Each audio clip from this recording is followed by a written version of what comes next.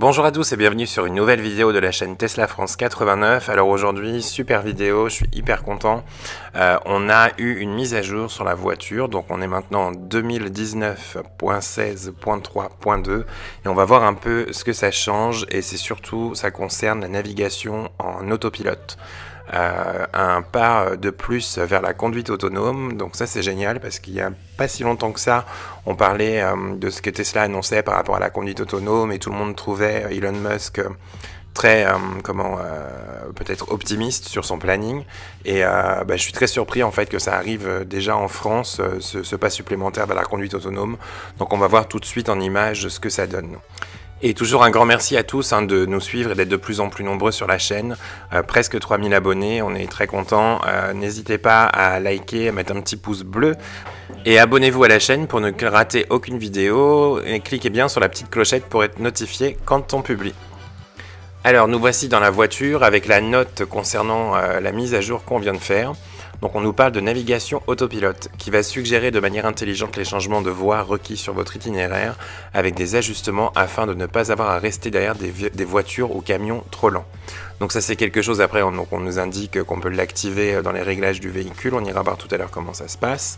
Et une fois activé, en fait voilà, la voiture suivant aussi l'agressivité qu'on veut donner à la fonction va nous suggérer, alors elle suggère, attention, elle va pas dépasser toute seule, il faudra confirmer en mettant un petit coup de clignotant, mais c'est elle en fait qui va suggérer de dépasser tel ou tel véhicule parce qu'on n'est pas à la vitesse qu'on veut obtenir.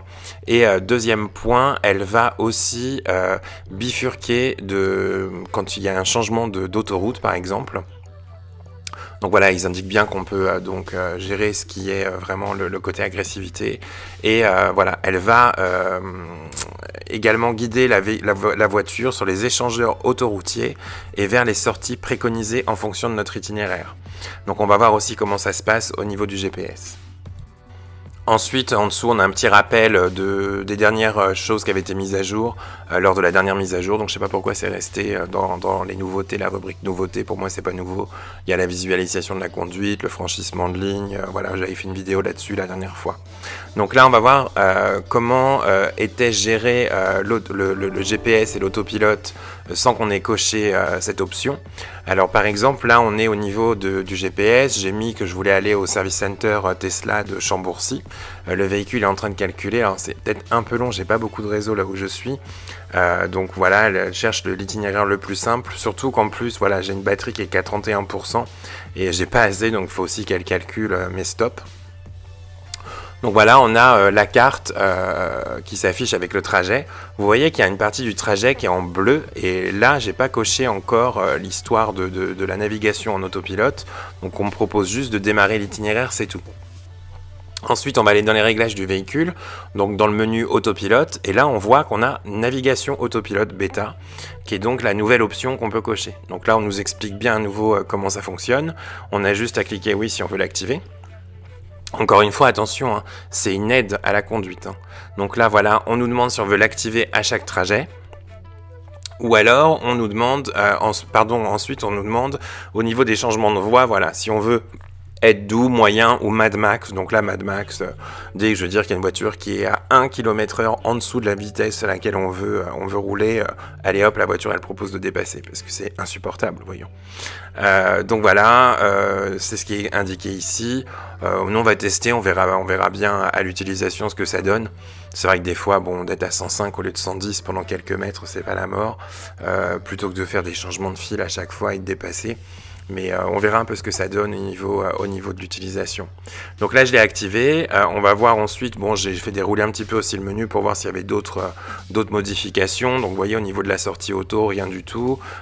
Et j'ai pas trouvé de choses supplémentaires, voilà, au niveau des autres éléments de sécurité liés à l'autopilote et à tout ce qu'on peut régler au niveau de l'autopilote. Voilà pour une petite vue d'ailleurs je crois que j'ai désactivé sans le faire exprès un truc, il faudra que j'aille le remettre.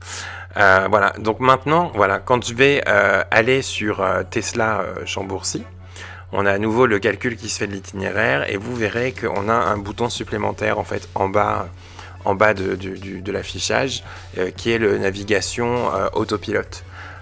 Donc j'ai hâte de tester, de voir comment ça se passe sur l'autoroute. Arnaud l'a fait hier et visiblement c'est assez impressionnant.